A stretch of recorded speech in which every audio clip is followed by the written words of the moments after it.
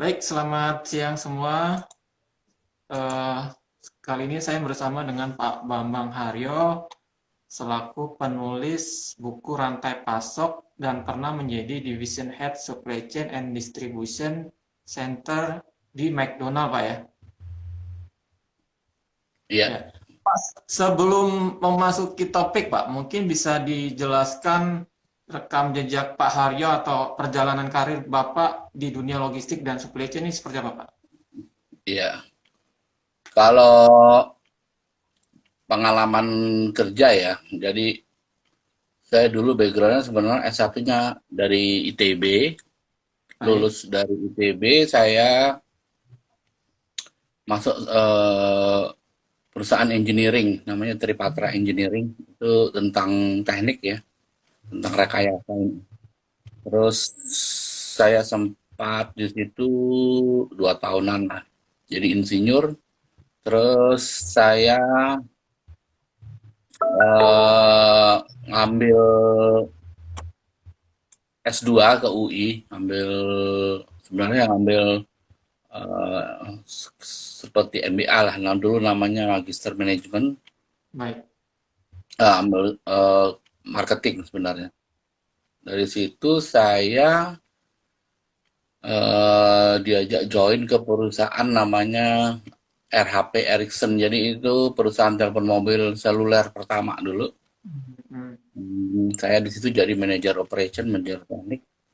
Itu kira-kira setahun juga.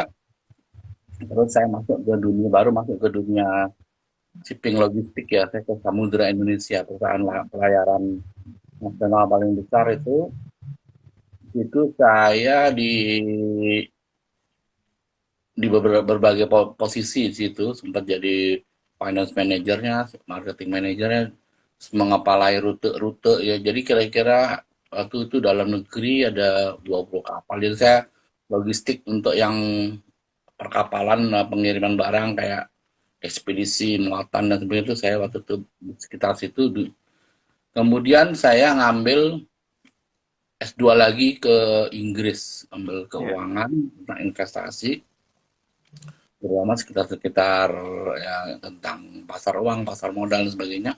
Pulang-pulang saya gabung ke McDonald karena mau kerja di perusahaan keuangan waktu itu Krismon tahun 98 ya. Nah, McDonald yang buka yang karena dia walaupun dia juga ikut krisis tapi dia dengan uang dolar, $1 bisa powernya bisa 5 kali lipat karena dari 2.500 jadi 15.000 $1. Hmm. Nah di situ saya sebenarnya apply untuk finance karena latar belakang saya finance waktu sekolah ke Inggris ya, tapi diminta pegang purchasing dulu di situ. Ya, Hmm. sambil menunggu gantiin orang yang yang pegang keuangannya, katanya mau di, kan waktu itu pakai orang asing ya, orang Malaysia, mau gantiin dia. Tapi dalam perjalanan akhirnya saya nggak pindah-pindah dari situ. Saya purchasing menjadi supply chain manager di situ sampai 10 tahun. Jadi saya ngalamin dari berubahnya dari divisi purchasing menjadi divisi supply chain di tahun 2000-an itu. Kemudian dari situ saya 10 tahun saya resign, saya sekolah lagi supply chain di Inggris. Ya. Pulang-pulang saya jadi konsultan sana sini, backgroundnya gitu. Jadi saya Baik. ngalamin supply chain-nya di McDonald, logistiknya di Samudra Hmm. Indonesia. Hmm. Iya. After dari McDonald, karir berikutnya di mana, Pak? Saya ngajar di beberapa ini buat konsultan buat UKM, Hmm.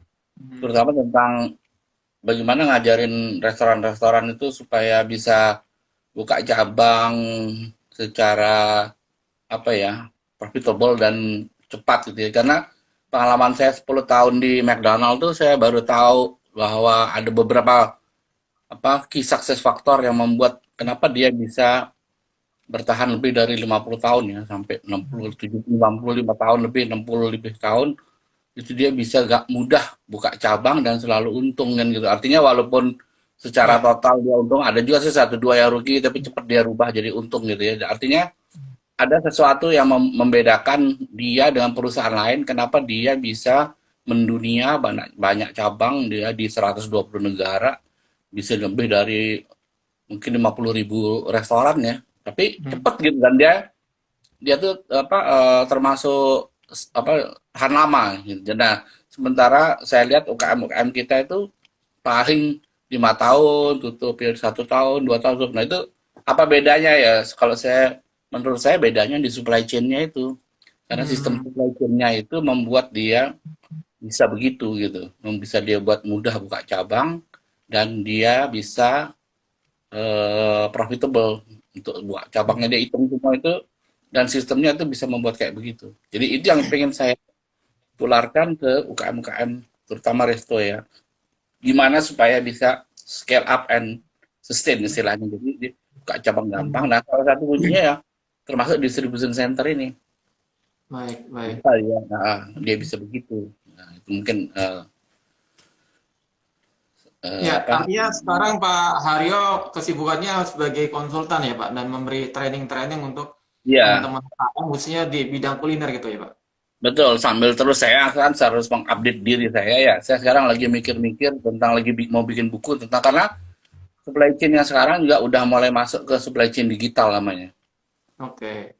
Supply chain digital tuh udah semuanya sudah pakai aplikasi, terus udah pakai apa internet ya, terus pakai big data, pakai AI, pakai Hmm. pakai GPS, pakai Hmm. terutama karena digital ya, digital disruption istilahnya orang-orang kan. Tapi sebenarnya Hmm. menurut saya teknologi semua terdigitalisasi jadi cepat gitu. Kalau dulu kita mau lihat posisi truk di mana ya susah sekarang dengan GPS kita bisa tahu. Nah itu saya lagi tapi waktu menulis itu bukan hal yang mudah karena saya udah bikin 5 buku ya. Kalau belum Hmm. keluar apa ya ininya passionnya pasti saya udah nyoba nyoba dia belum belum ini tapi akan saya coba ke sana karena mau nggak mau akhirnya semua ke situ kayak kayak ada Gojek, ada Grab dan sebagainya itu kan termasuk bagian dari sistem supply chain logistik yang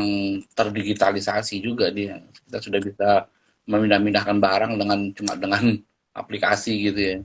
Itu antara lain. Nah, saya lagi coba bikin tuh. Karena mau nggak mau Indonesia akan begitu juga masuk ke sana. Dengan Baik. POS, apa, point of sale udah bisa ngapa-ngapain gitu, udah bisa lihat semuanya gitu. Oke, Hmm. Hmm. itu kira-kira Baik. sekilas ya.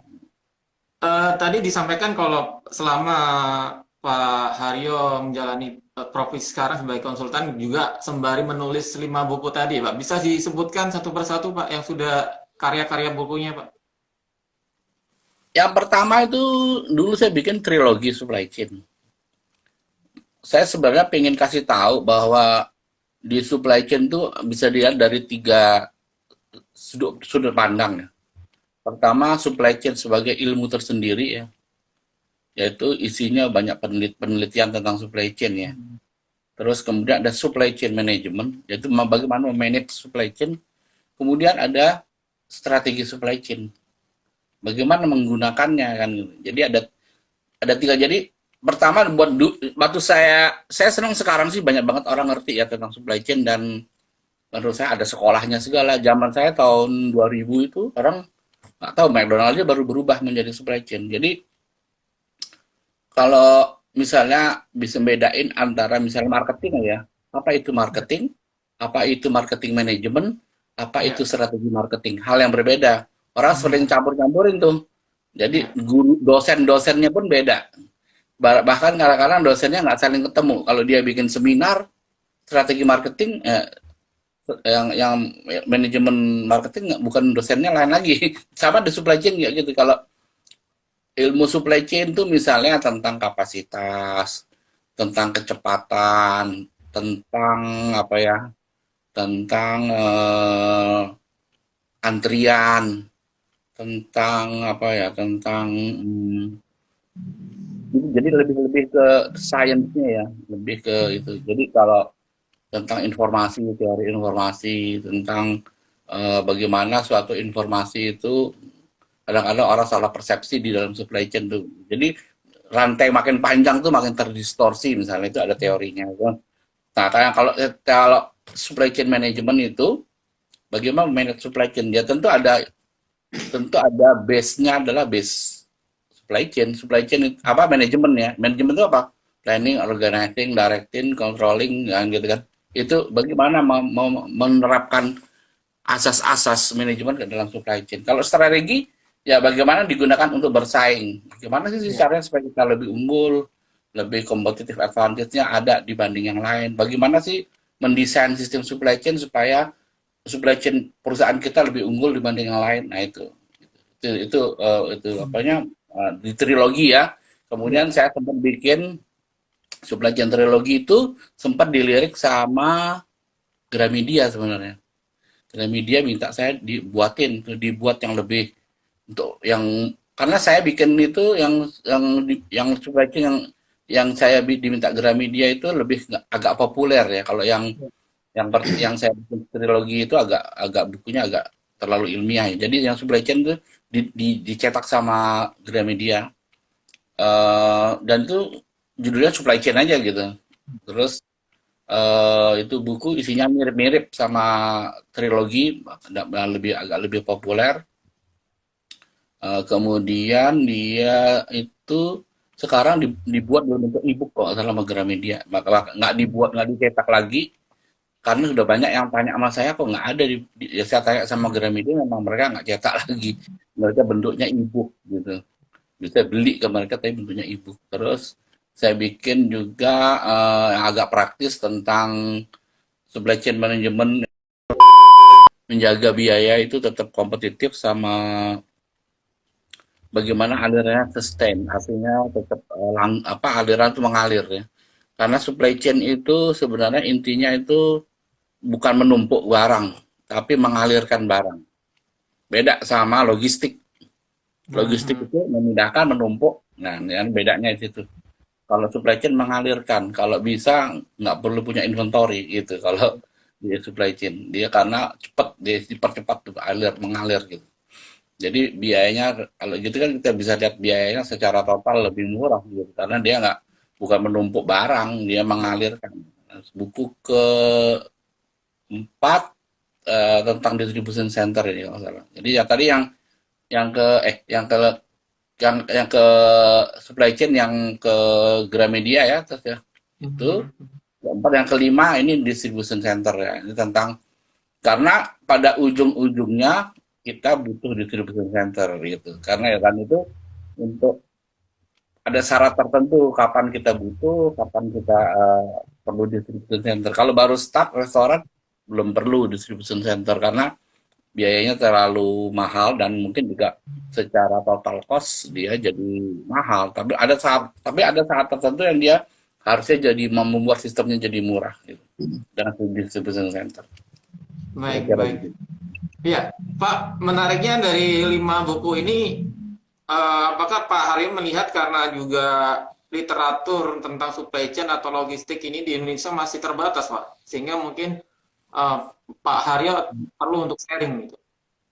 Benar, saya lihat ada dua pandangan ya. Terbatas tuh begini, kalau Anda misalnya nyari buku-buku supply chain dan logistik itu sebenarnya banyak. Menurut saya sih banyak sih asal mau nyari beneran gitu ya. Tapi kebanyakan kalau di Indonesia pun juga ditulis mungkin sama akademisi. Sementara Oke. saya bukan akademisi ya. Walaupun saya juga sekolah tentang itu, saya bukan pengajar, saya bukan dosen perguruan tinggi gitu ya. Artinya apa? Saya ingin mengajarkan apa ini ada gapnya, ada bedanya antara kalau mungkin semua orang belajar supply chain sama distribusi kalau baca buku tahu lah ngerti lah kan tapi bagaimana implementasinya saya ngalamin 10 tahun. Ya. Nah ini yang saya pengen bedanya ini saya tonjolkan di sini loh saya begini caranya misalnya begini ya kalau buku bilang A B C itu implementasinya bagaimana sebenarnya. Nah itu saya lebih ke sudut itu cara nulisnya gitu nulisnya lebih ke praktis untuk Hmm. praktisnya gitu. Bukan ke arah penelit apa tadi kalau yang buku-buku yang ada itu banyak kan sih ya kayak ngomongin itu tadi supply chain yang ilmu ya. Kalaupun manajemen pun lebih ke belum belum ke implementasi, lebih ke teorinya, lebih bobotnya saya. Kalau saya sih bobotnya banyak kan ke praktisnya ya. Kalau di dunia praktisnya gimana? Walaupun apa mungkin karena kan nggak banyak kan orang ngalamin juga sempat ngalamin jadi misalnya 10 tahun jadi manajer gitu di supply chain gitu ya. Dan itu kebetulan saya beruntung sekali di McDonald ya, suatu perusahaan yang bereputasi dan memang supply chain-nya itu bagus menurut saya. Jadi dan tentu sih namanya McDonald tuh nggak mungkin lah dia buka itu dapurnya kan, Ya. kecuali orang yang sudah pernah di situ pernah lihat ternyata dapurnya begini nih, dalamnya begini nih kan gitu. Nah, buku-buku yang ada yang saya lihat itu kebanyakan sih ya seperti menerjemahkan buku buku asing gitu ya. Jadi karena memang nggak bukan yang pernah jadi apa manajernya belum pernah gitu. Jadi agak Bukan praktisi gitu ya, ya Pak. beda gitu ya. Walaupun saya sih tetap tetap menurut saya bagus banget buku-buku mereka bagus sih. Jadi apalagi kalau buku-bukunya jurnal-jurnal orang yang buat itu yang di luar negeri itu bagus-bagus sekali. Cuman yang itu tapi ada bedanya. Gimana cara implementasinya itu yang paling penting kan di dunia bisnis tuh bagaimana cara mengimplementasikan semua teori-teori itu kan gitu. Nah, buku saya lebih banyak ke situ menjembatani antara teori-teori yang ditulis oleh akademisi. Maka saya juga kadang-kadang di buku-buku kayak trilogi itu saya kasih tahu bahwa saya ngambil dari teori ini. Ya itu emang saya tulis, memang itu bukan teori yang saya, tapi implementasinya bagaimana gitu. Jadi misalnya disuruh nanti kalau implementasikan satu manajemen bisa mengontrol kinerja gitu ya. Itu gimana cara ngontrolnya gitu, kinerja supply chain itu hanya bisa diajarkan oleh orang yang sudah melakukan menurut saya gitu. Jadi saya kasih bocor-bocorannya gitu. Gini loh ya sih. Kita contohnya harus jadi sebenarnya kita contoh aja nih kayak gini idenya ya walaupun mungkin cara implementasi di tiap perusahaan beda-beda karena beda-beda juga bisnisnya. Walaupun kadang-kadang di dalam bisnis yang sama, restoran satu sama restoran yang lain belum tentu sama gitu. Jadi, tapi idenya tuh begini, kalau kalau buku bilang harus apa meningkatkan kinerja supply chain itu gini cara membuat supply chain yang misalnya yang orang bilang agile supply chain, lean supply chain itu bagaimana teorinya sih bisa berapa buku lah, tapi caranya bikin gimana? Nah itu yang saya pernah ngalamin di situ bedanya gitu. Baik, baik. Ya, menarik Pak. Terkait topik ini kan juga ada kaitan dengan buku Pak Haryo yang keempat ya Pak, yang Distribution Center dan perannya Iya. terhadap bisnis restoran. Mungkin bisa kasih gambaran isi bukunya tentang apa sih Pak? Jadi kalau saya lihat ya, karena McDonald tuh dulu juga UKM sebenarnya. Waktu awal-awal tuh dia UKM, sama sama Oke. UKM. Jadi kadang-kadang ada yang bilang, itu kan hanya berlaku buat perusahaan siapa bilang, dulu dia juga UKM kan. Jadi pas sudah mulai apa titik tertentu dia sudah mulai kewalahan mengelola dengan cara yang lama gitu ya, artinya tanpa Hmm, distribution center ya. Jadi Anda bayangkan kalau Anda punya satu baru biasanya kalau orang baru buka kan satu restoran pasti gampang ya. Bisa kadang-kadang kalau owner tuh belanja sendiri ke pasar, terus masak sendiri, jual sendiri kan begitu ya UKM. Dia juga UKM gitu juga dulu di McDonald bersaudara itu juga begitu dia bikin roti sendiri, bikin sendiri, bikin daging sendiri ya kan gitu. Tapi setelah bayangkan kalau dia punya dua masih kepegang tiga, kalau sudah misalnya tujuh, bagaimana caranya? Dia bisa keliling restoran tujuh, tujuh kali seminggu kan. Apalagi kalau hmm, udah lewat, 8, 10 gitu. Di mana dia mau bikin kan gitu kan. Nah akhirnya muncullah kebutuhan tentang distribution center untuk hmm, mengirim-ngirim barang. Kalau kalau misalkan satu restoran akhirnya misalnya dia udah nggak bisa belanja ya akhirnya pakai pemasok kan gitu. Nggak mungkin dia ya, tiap hari ke pasar belanja. Udahlah kasih orang tuh betul. jadi pemasoknya. Itu juga gitu kalau pemasoknya satu, dua, tiga nambah banyak. Masa tiap hari ngurusin nerima barang, order barang, terima kapan jualannya kan gitu, nggak fokus kan gitu. Itulah hubungannya akhirnya pada taraf tertentu butuh nih distribution center. Ada yang khusus mengatur untuk aliran barangnya gitu, aliran bahan baku gitu. Hmm, hmm, hmm, hmm. Jadi Berarti ya di di dalamnya situ juga mau itu. pasti terkait supply chain, Pak, ya, dan perannya terhadap di distribution center ya, Pak. Iya, karena kan supply chain, namanya chain itu supply itu dari hulu ke hilir ya, dari pemasok sampai ke pelanggan ya. Itu bahan bakunya berjalan kan.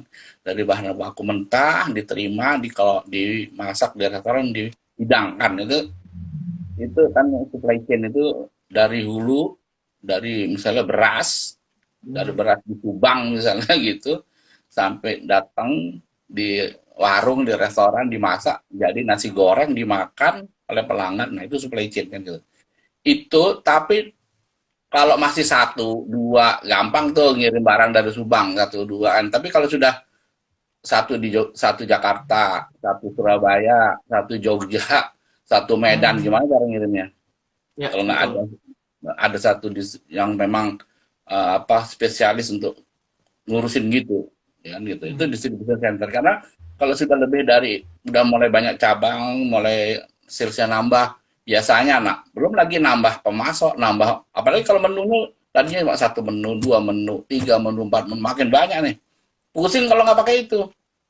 Bisa satu hari bisa nerima 50 barang kali kalau nggak pakai Hmm. diatur pakai sistem. Ya kan, nah, kapan kerjanya itu si restoran kan gitu.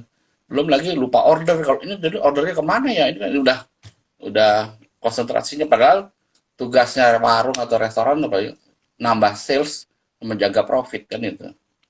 Nah, nambah Hmm. cabang, nambah sales, nambah profit. Ya itu nanti yang lainnya diurus sama distribution center kalau udah besar. Cuman ya itu tadi banyak jebakan-jebakan PPN-nya juga kan yang harus Hmm. dipelajari. Kira-kira gitu. Ya, Pak, menariknya ini dari buku yang distribution center ini kan tidak setebal dengan buku-buku sebelumnya itu. Kenapa, Pak? Apakah ada lebih ringkas atau seperti apa, Pak?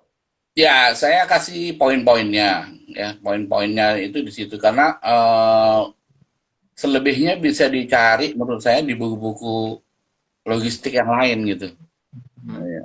Karena buku logistik pasti ceritanya sama semua gitu ya. Kalau yang ini akademisi ya, yang saya kasih ini yang apa aplikasinya tuh kayak gini nih kan gitu, ya. Lebih ke aplikasi dan itu kan hanya bagian dari supply chain, rangkaian dari beberapa apa aktor pemain-pemain di dalam ekosistemnya supply chain tuh ujung-ujungnya distribution center dan dia berlaku dua tuh bisa di ujung bisa juga di ujung yang satu di hulu di hilir gitu dia berfungsi menerima bahan baku bisa juga karena mengirim bahan jadi kayak misalnya kalau Hmm. bahan jadi itu distribution centernya siapa ya mungkin Shopee, Tokopedia itu kan distribution barang jadi dia pasti pakai itu nggak mungkin pemasoknya ngirim sendiri atau pembuatnya ngirim sendiri ke kalau saya pesan misalnya apa handphone gitu beli ke Shopee nggak mungkin si misalnya Xiaomi-nya yang langsung ngirim pasti melalui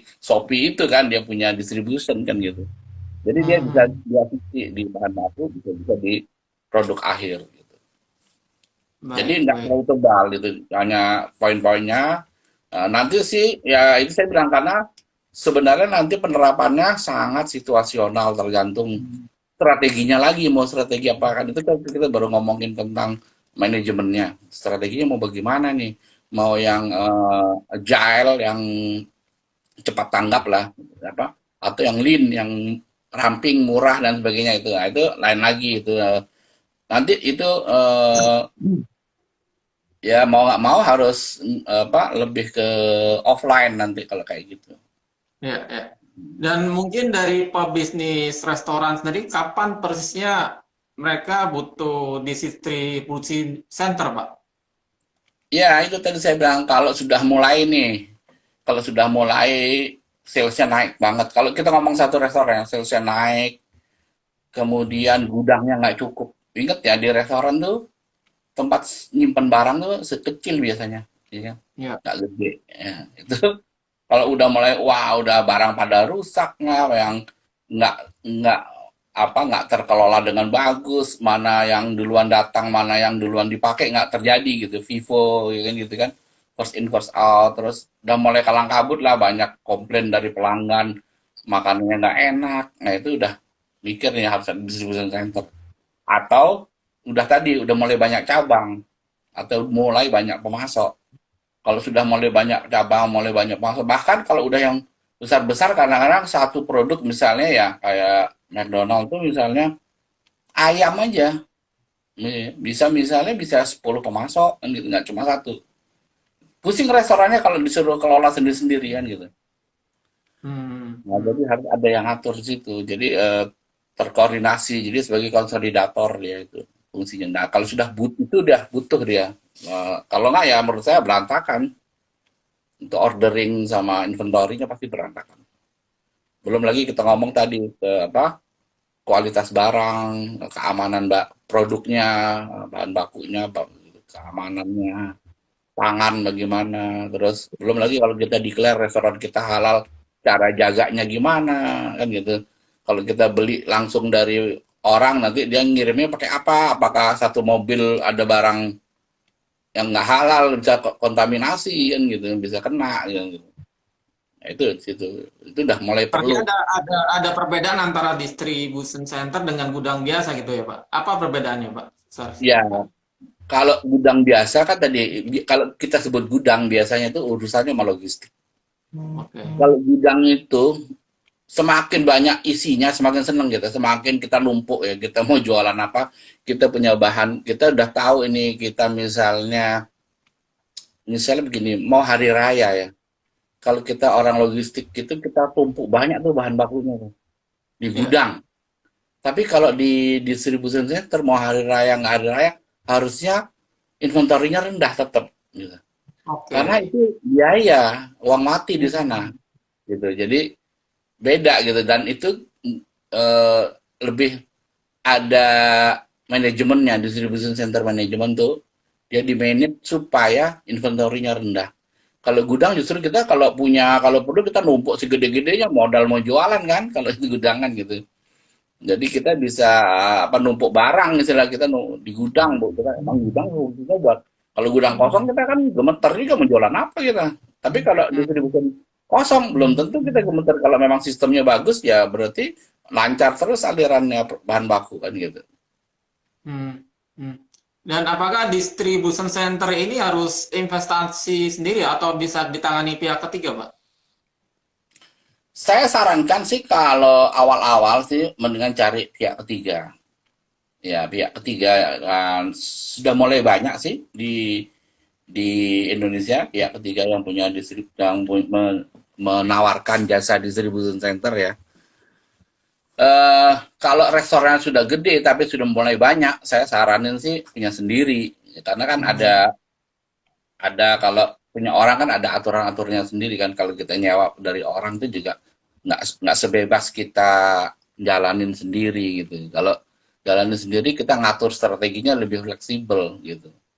Belum lagi kalau dia misalnya gudang orang yang kita pakai pihak ketiga, orang bilang third party logistik ya. Logistik Ya. pihak ketiga itu kan dia juga jangan-jangan dia nerima barang kompetitor juga.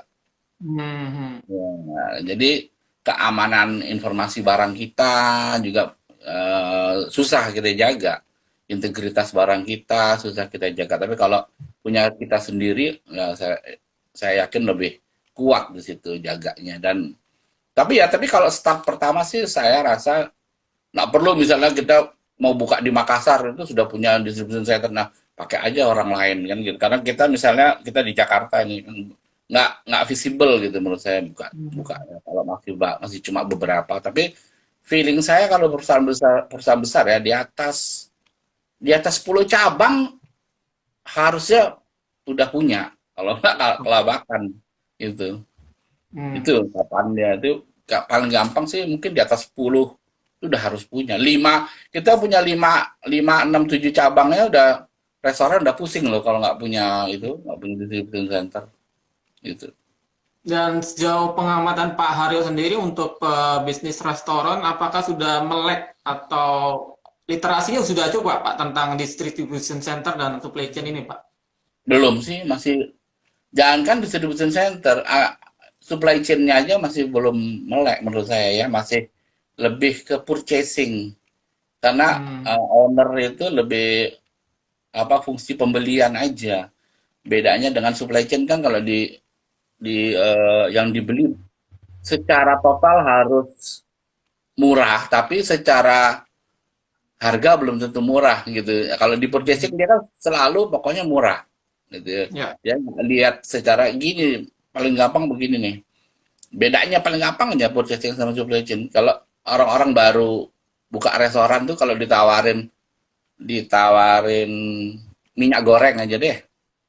1 liter yang satu 15.000 ada merek A misalnya. Satu lagi 1 liter harganya 20.000. Pasti si owner restoran beli yang lebih murah. Ya. Iya kan? Nah ini purchasing situ karena kriteria kamu harus beli yang murah kan gitu. Tapi apa Hmm. yang terjadi kalau ternyata minyak yang lebih murah per liter tuh 15.000 per liter sama misalnya tadi berapa 20.000.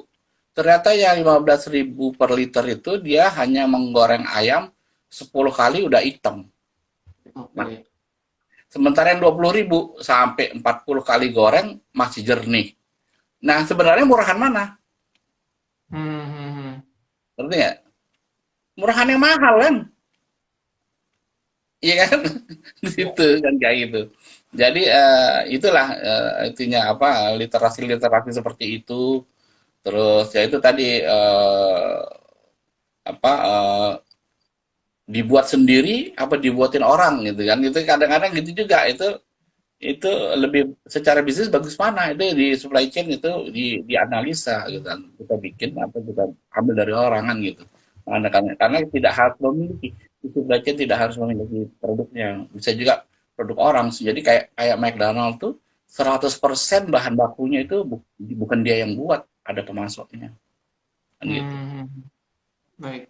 itu jadi yang kayak gitu literasi kayak gitu bisa dijelaskan sih secara ilmiah kenapa dia lebih unggul yang begitu dibanding yang harus bikin sendiri kan gitu. Walaupun orang Hmm. bilang, oh tapi kalau saya kasih orang lain kan rahasia dapur saya terbuka kan gitu. Zaman sekarang ya, siapa sih yang bisa apa nggak rahasia semua juga di Google ada. Kalau mau main rasa main apa saja tinggal bayar chef profesional bisa nyamain kan gitu. Jadi nggak usah takut lah sama ini ini menu rahasia ya, keluarga dan sebagainya menurut saya udah lewat tuh nggak akan bisa berkembang ya kayak gitu nggak akan bisa punya taruhlah 20 100 cabang nggak mungkin lah kayak udah kayak gitu kalau semua ditutup sendiri gitu bahwa nggak diserahin ke orang gitu. Nggak diserahin ke pemasok ya gitu susah Baik. itu scale up-nya. Hmm. Pak, di luar bisnis restoran ini kan tren hari ini kan franchise kuliner ya, dan kadang untuk franchise kuliner ini pesat sekali gitu pertumbuhannya. Bisa mungkin dalam setahun sudah ratusan cabang gitu. Dan mereka ini apakah juga menerapkan DC, Pak? Distribution center, Pak? Kalau kalau yang sudah kan kita ngajarin apa cara berpikir ini udah dari 2017 atau 2018 kali ya. Itu udah boleh banyak sih yang ikut di workshopnya kami ya. Saya dan teman-teman itu mungkin sudah mulai paham. Jadi mulai Hmm. mulai pakai ya. Ada satu perusahaan besar misalnya saya tahu banget dia udah punya 60 cabang atau lebih itu dia terus begitu ngikut dari workshop kami dia akhirnya mulai berpikir menggunakan distribution center. Tapi sekali Hmm. lagi ya, yang harus benar caranya karena bisa bermata dua dia distribution center itu kan. Kalau nggak benar cara bikin distribution centernya malah rugi, malah kacau, Hmm. berantakan kan gitu. Karena teoritisnya harusnya dengan distribution center jadi lebih mudah dan jadi lebih murah. Tapi kalau mendesainnya nggak benar, bukan ahlinya, harus cari ahlinya gitu. Nah itu harusnya ya jadinya jadi malah lebih mahal, jadi lebih Hmm. nggak apa ya nggak seperti yang diharapkan malah justru gitu. Karena itu tadi saya bilang butuh keahlian tersendiri di distribution center itu. Ya Hmm. minimal kalau mau bikin gitu pakailah konsultan yang ngerti banget gitu ya. Kalau enggak ya malah jadi rugi pakai kan jadi nambah nambah satu aktor lagi di dalam supply chain-nya. Udah ada pemasok, restoran, tambah satu di tengah-tengahnya distribution center, baru pelanggan dan sebagainya, atau di antara restoran dan pemasok ada distribution center kan, itu kan nambah nambah cost secara logika kan, nambah biaya kan ada. Tapi sebenarnya kalau tepat cara desain dan cara costingnya itu harusnya malah lebih murah dan lebih bagus gitu, lebih secara kinerja sistemnya lebih andal dengan distribution center. Mhm, mhm. Artinya poinnya itu penggunaan distribution center ini tidak hanya untuk restoran, Pak ya. Maksudnya untuk skala UKM pun kalau mereka sudah punya jaringan bisnis banyak di seluruh Indonesia, dia juga butuh gitu ya, Pak. Iya, sama aja kan. Kalau misalkan gini, kita jangan jangan salah ya, 90% apa bisnis restoran di Indonesia kayaknya UKM deh. Ya, Oke. seingat saya pernah baca itu, mereka tuh powerful loh. Kalau udah di atas 50 cabang tuh uang yang mengalir besar. Ya, cuman kan Hmm. itu lagi, jangan sampai tiba-tiba tahun keberapa tutup kan gitu. Karena nggak tahu bener dia untung apa enggak, cara ngitung. Karena kalau di workshop supply chain itu kan diajarin dulu cara ngitung gini deh, cara ngitung satu piring nasi goreng itu kamu untung berapa sebenarnya. Banyak UKM nggak begitu ya.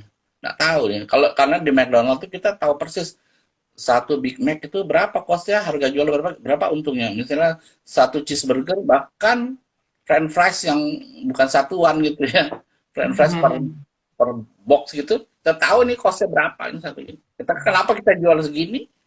Karena Ya. kita tahu costnya segini gitu. Nah itu yang kadang-kadang UKM pokoknya mainnya cash flow aja dia. Yang penting uang masuk, uang keluar, lebih banyak uang masuk, ya udah. Padahal belum tentu benar gitu. Jadi kadang-kadang tiba-tiba kaget, rugi gitu. Sales saya udah miliar-miliar kok rugi ya gitu. Nah itu dia bahaya. Hmm, hmm. Dan kalau dia udah punya, taruhlah satu cabang misalnya satu hari 2 juta, jadi dia bisa 60 juta satu bulan. Dia punya misalnya 100 cabang, ya, yang misalnya minuman-minuman itu kan banyak tuh, 100 Ya. cabang, ya kan? 60 kali 100 berapa? 6 miliar. Iya kan? Sebulan 6 miliar loh. Ya. Gede kan itu kalau ngelolanya nggak bener, uangnya salesnya 6 miliar, jangan costnya 7 kan, kacau kan bisa, atau 6,5 kan. Nah itu perlu perlu makanya menurut saya UKM udah saatnya mengelola bisnis pakai ilmu deh gitu Hmm, ya, hmm. pakai ilmu gitu, jadi yakin gini kalau dia tuh untung ya gitu. Baik, baik. Ya, mungkin closing statement Pak buat teman-teman UKM Pak. Apa yang kiranya yang perlu diperbaik Pak dari sisi distribusinya, supply chain-nya? Ya kalau pertama sih ya mesti paham dulu minimal dasar-dasar supply chain ya, bagaimana mengelola aliran informasi. Kan supply chain itu dari hulu ke hilir yang dikelola informasi, bahan baku dari hulu ke hilir, terus uangnya kan sebenarnya tiga aliran tuh, hanya tiga aliran yang dikelola itu, uang, informasi dan produk bahan baku ya, dari petani sampai ke istilah from farm to fork, dari pertanian sampai ke atas ke garpu gitu ya sampai dimakan gitu. Nah itu, Hmm, nah di situ ada distribusi kan, ada alirannya. Itu salah satunya distribusi itu. Dan kalau udah harus pakai, udah merasa kewalahan harusnya pakai deh, daripada cuma gara-gara itu Anda rugi, sayang kan. Sayang bahwa bahwa udah bisnisnya bagus-bagus, salesnya udah tinggi-tinggi, ternyata profitnya gak ada, malah misalnya negatif, malah ngabisin sales ya kan. Karena ingat ya, eh, mendasar harus menguasai juga, harus tahu juga apa ya, sedikit-sedikit lah neraca profit and loss, karena ada hidden cost ya. Misalnya kalau kita cuma untung rugi di neraca ya, untung rugi di profit, laporan rugi laba kan itu. Tapi kan sebenarnya ada biaya lagi di inventory. Inventory nggak masuk di profit and loss. Dia masuknya di neraca. Ya, inventory itu cost. biaya Ya. juga kan gitu. Jadi Hmm. kelihatannya untung, padahal buntung. Ah itu bahaya itu. Ya karena Hmm. semua aktivitas itu kan yang bagus ya nanti suatu UKM itu harus harus juga menata itu apa laporan rugi labanya, laporan belajar dari kecil-kecil aja supaya Hmm. kepegang semua kos itu. Jadi yang apa untuk berkembang itu kita bisa ngitung bener ini untung apa enggak ya. Jangan emosional aja langsung buka 10 cabang, 20 cabang, 30 cabang. Belum lagi kita ngomong pendanaan. Makanya saya juga mulai bikin workshop-workshop pendanaan ya. Hmm. Karena Hmm. impossible juga Anda nambah-nambah cabang pakai profit itu lama ngumpulin istilahnya bootstrapping istilahnya ya. Anda mau mau nambah 10 restoran tapi ngarepinnya tuh dari keuntungan satu restoran ini jadi dua jadi tiga tuh lama kalau nggak harus ada pendanaan. Nah itu juga distribution center tuh kalau udah waktunya dibuat harus dibuat karena ya itu kalau nggak nanti nggak linear karena kan produk itu kalau kita pindahin dari induknya itu kan ada biayanya minimal transportasi belum Ya. lagi ngirim gudangnya di sana belum lagi ngaturnya kan gitu itu dan paradoksnya Indonesia lebih parah lagi makin jauh dari Jakarta makin mahal Hmm. ongkos Hmm. kirimnya iya kan kita ngirimnya nggak linear kita ngirim dari sini ke Makassar tuh melalui laut beda kalau kayak di Amerika enak juga di Amerika dia ngirim dari misalnya New York ke Florida gampang tinggal pakai truk aja udah dari ujung ke ujung dari timur ke barat pakai truk atau kereta api udah Indonesia nggak bisa harus lewat Hmm. laut ya, gitu jadi itu untuk ekspansi itu lebih susah di Indonesia sebenarnya daripada di Amerika atau di Eropa yang Hmm. negara-negara yang benua itu lebih mudah pakai truk aja selesai. Nah, Hmm. tapi kalau kita bisa multimoda istilahnya ganti-ganti transportasi pakai pakai truk terus dimuatnya nanti kontainer pindahan ke kapal dari sana masuk ke kapal turun lagi masuk lagi ke gudang kan gitu nggak atau pakai pesawat juga sama juga mahal 3 kali 4 kali lipat daripada inland ya pakai darat ya kan gitu jadi Indonesia ini tantangannya paling berat makanya indeks logistiknya Indonesia ini berat ya makanya susah gitu ya nilainya di antara negara-negara lain tuh kita agak memang karena susah karena alamnya memang Hmm.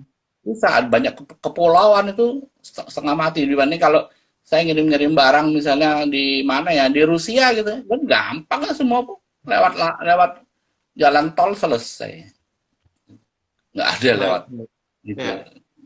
Ya, gitu paling terakhir Pak Haryo mungkin bagi yang tertarik untuk mengakses buku Pak Haryo dan mungkin tertarik juga ikut workshop Pak Haryo bisa hubungi kemana Pak? biasanya saya iklankan di Instagram saya Oke. ya ya bisa ada di IG Instagram @Haryo Supply Chain ada saya di situ Hmm. atau bisa kontak juga ke handphone saya di 0811 86 0207. Kalau untuk buku-buku dari Pak Haryo mungkin sudah bisa diakses di toko buku atau mungkin di Iya. marketplace Pak. Tokopedia ada. Tokopedia ada. Hmm. Hmm. Kalau di Gramedia mereka bentuknya udah ebook sekarang saya cari kemana-mana udah habis dan saya Hmm. tanya sama mereka emang udah sold out yang di Gramedia tapi nggak tahu saya mungkin karena mereka berubah strategi juga ya kalau dia buka outlet itu dia lebih mendahulukan kayaknya ya kayak gitu deh buku-buku novel dan sebagainya dan dia juga Hmm. nggak karena orang trennya sekarang juga banyak orang jual buku di internet ya jadi mungkin mereka juga ngikutin zaman jadi udah diibukan sama dia gitu jadi jarang lagi makanya sekarang jarang kita nemuin toko buku kan toko buku udah jarang Termasuk yang buku distribution center ini apakah ada hard copy-nya Pak? ada hard copy-nya ya Ya. di itu tadi di Tokopedia silakan atau ya langsung kontak saya juga bisa. Baik, baik. Dan mungkin agenda ke depan apakah ada workshop yang mungkin dari teman-teman yang bisa diikuti, Pak? Terdekat tanggal 10 Agustus ada Mhm. tentang sebenarnya yang basic banget saya pengen ngajak teman-teman back to basic ya karena sekarang banyak sekali orang UKM-UKM di kasih iming-iming IPO dan sebagainya pasti menurut saya kecepatan ya, Kak. Yang basic aja dulu lah. Jadi kayak yang basic tuh yang mungkin untuk yang tanggal 10 tuh tentang bagaimana sih memahami laporan keuangan yang sederhana ya. Atau membuat yang sederhana gimana sih, nggak usah. Tapi dia udah bisa kita pakai sebagai itu ngambil keputusan untuk mengerti Hmm, apa yang terjadi di dalam bisnis kita. Tanggal 10 Agustus, ya 10 Agustus ada nanti workshop baik, itu. baik. Siap. Nanti biar di Baik, itu aja di Instagram diumumin. baik, baik. Baik, terima kasih Pak Haryo atas waktunya, Iya, Pak. Semoga terima kasih. diskusi ini jadi literasi baru ya buat teman-teman UKM, Pak, ya, tentang logistik dan supply chain ya, Pak. Siap, siap. Ya, makasih juga. Sampai ketemu lagi. Ya, Ya, selamat siang, Pak. selamat siang. Selamat